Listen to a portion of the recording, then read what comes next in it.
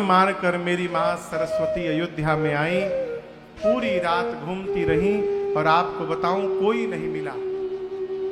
जब उदास होकर जाने लगी तब तक एक के ऊपर दृष्टि गई उनकी। वो जानते कौन थी? नाम मंथरा मंदमती चेरी कैकई के अजस पिटारी ताहि करी गई गिरामती पे। मंथरा मंदमती है। सरस्वती जी आई, मंथरा को देखी, उसकी मति पलट करके और उसको अपयश की पिटारी गठरी बनाकर सरस्वती मैया चली गई। मंदमती क्यों है? मंदमती भोंदू, भोंदू थोड़ी है मंथरा, इतनी चालाक है। मंदमती का अर्थ राम जी से बैर रखती है। देखिए, जो राम का विरोधी है वो मंदमती है। कोई हो,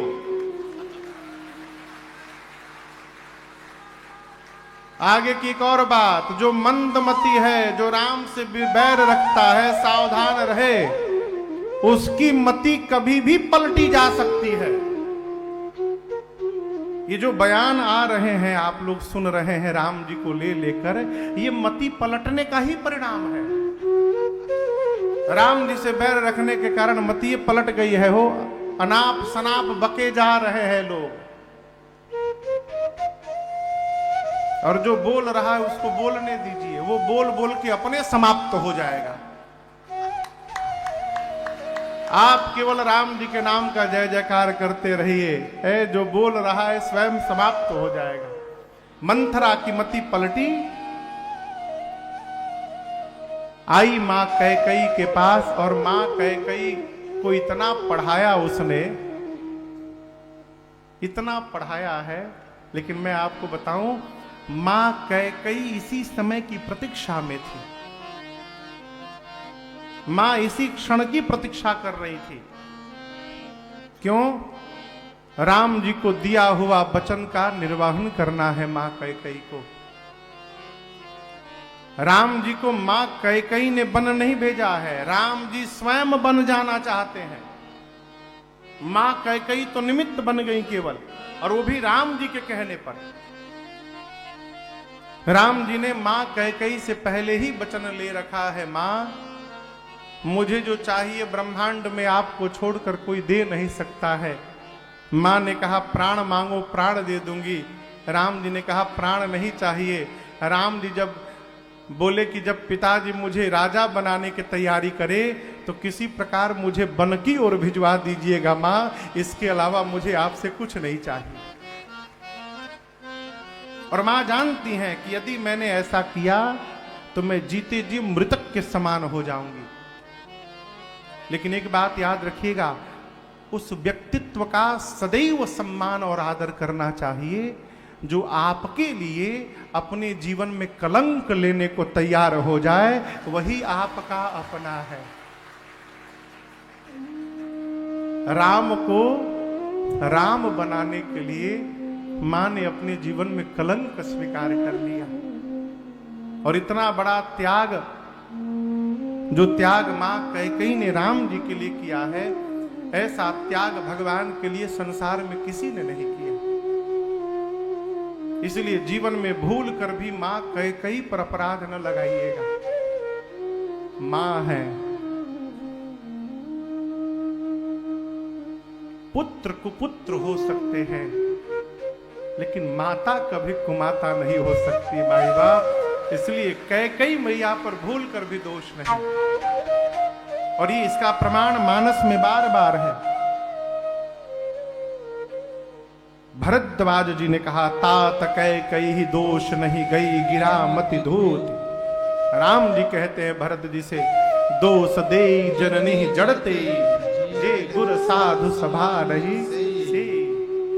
मां कैकई ने राम जी को वन भेजकर, कौशल्या ने केवल राम को जन्म दिया है, लेकिन कैकेयी मैया ने राम जी को वन भेजकर आज मर्यादा पुरुषोत्तम राम को जन्म दे दिया है। इसलिए राम जी की जननी हो गई कैकेयी जी। और ये जननी, देखिए जननी किसको कहते हैं? जो जन्म दे। राम जी की जननी कौशल्या जी है, कैकेयी जी नहीं है। कौन है? कौन है? कौशल्या जी है राम जननी। उसके बाद सब माता है। हमारी संस्कृति में आप पराई स्त्री को भी माता कह सकते हैं, कहते हैं ना मैया, लेकिन जननी नहीं कह सकते। मां ने महाराज से 2 वरदान मांगे। राम के स्थान पर अपने पुत्र भरत के लिए राज तिलक और राम जी को 14 वर्ष का वनवास मांगा। किसी ने पूछा कि 14 वर्ष का ही क्यों मांगा? तो रावण की आयु ही उतनी बची थी, उससे अधिक मांग कर क्या होगा। फिर किसी ने पूछा भरत जी के लिए राज सत्ता क्यों मांग लिया? राम जी कहते हमको वन में भेज देना। ये भरत जी के लिए राज सत्ता क्यों मांग लिया?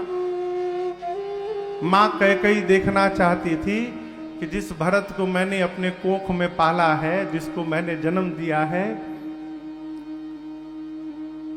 यदि उसके जीवन में अयोध्या की सत्ता और राम का चरण दोनों सामने आ जाए तो मेरा भरत अयोध्या की सत्ता को पकड़ता है कि अपने भैया के चरणों को पकड़ता है। ये जानने के लिए मैया ने भरत जी के लिए राज सत्ता मांग ली।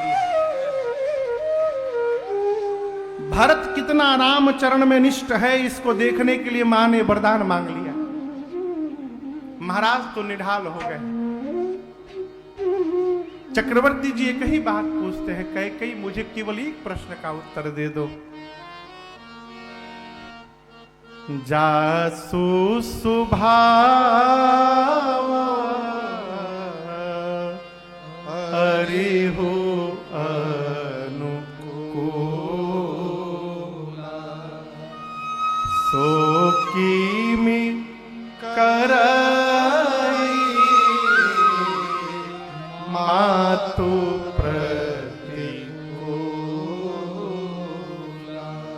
श्री चक्रवर्ती दशरथ जी पूछते हैं मां कैकेयी से, कैकेयी केवल एक बात बताओ मुझे,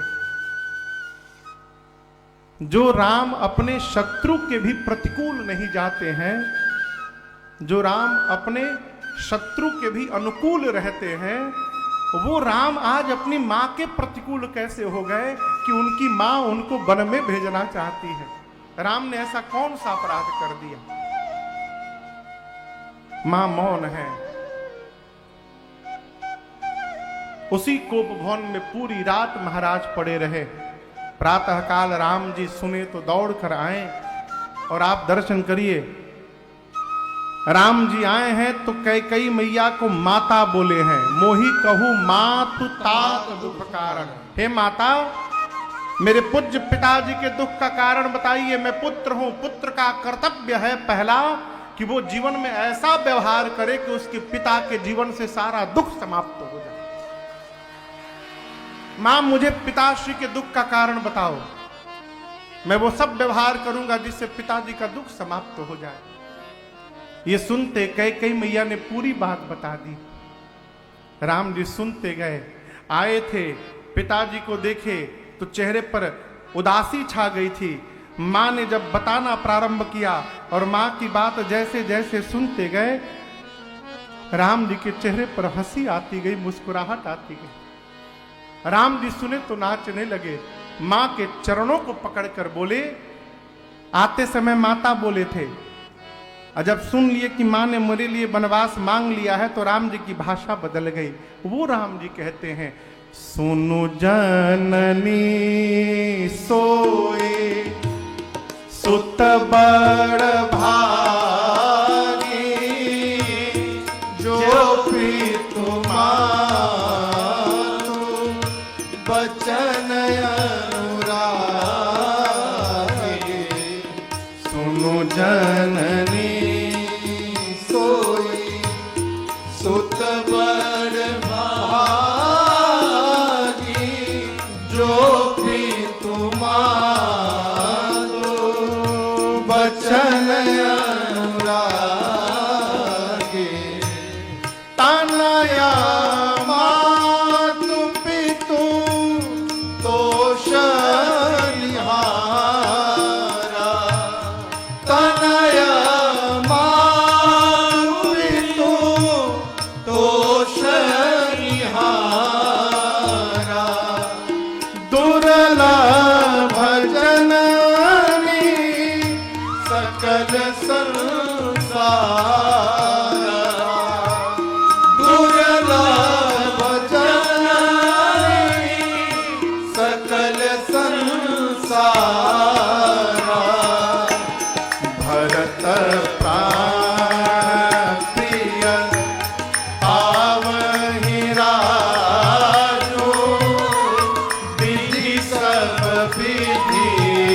मोहि सन्मुख आयो। भरत प्राण प्रिय पावहि रायो। विधि सब विधि मोहि सन